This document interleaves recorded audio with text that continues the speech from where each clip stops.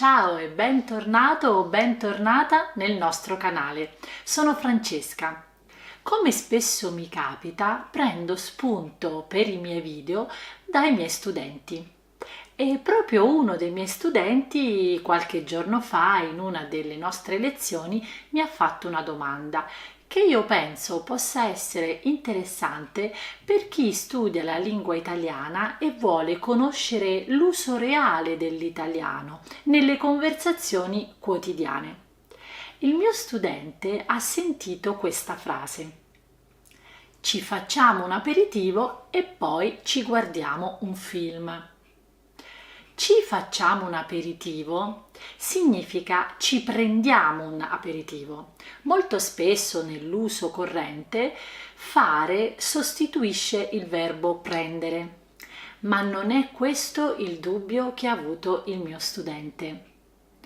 Trovi anche tu qualcosa di strano in questa frase? Perché c'è ci?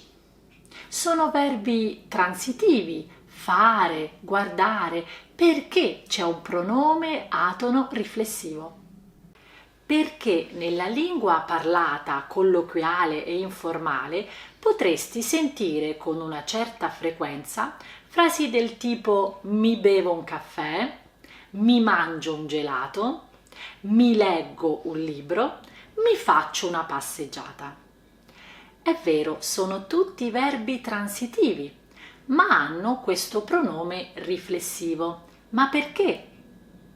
La verità è che questo pronome riflessivo non ha un valore riflessivo, ma ha la funzione di esprimere la partecipazione e il coinvolgimento del soggetto nell'azione espressa. Una partecipazione emotiva, affettiva, perché serve per esprimere la soddisfazione o il piacere del soggetto nel compiere questa azione. Per questo motivo i grammatici chiamano verbi riflessivi intensivi, perché intensificano la frase, o verbi riflessivi affettivi. Ma potremmo anche non usarli questi pronomi, certo, possiamo usarli come normalmente avviene, cioè come verbi transitivi.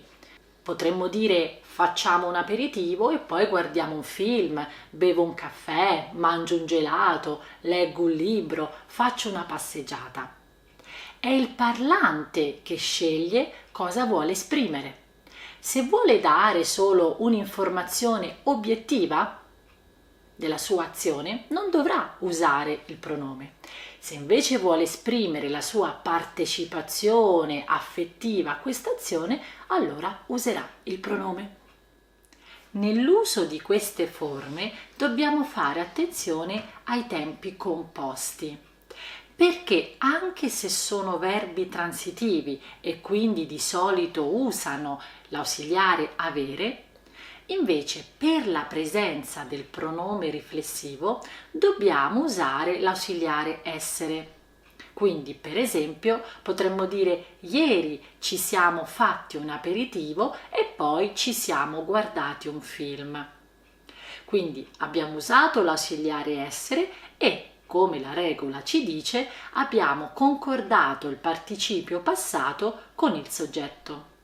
Quindi negli altri esempi fatti si potrebbe dire mi sono bevuto o bevuta un caffè, mi sono mangiato o mangiata un gelato, mi sono letto o letta un libro, mi sono fatto o fatta una passeggiata. Attenzione, ricordo che questo uso è accettato nella lingua parlata, colloquiale, informale.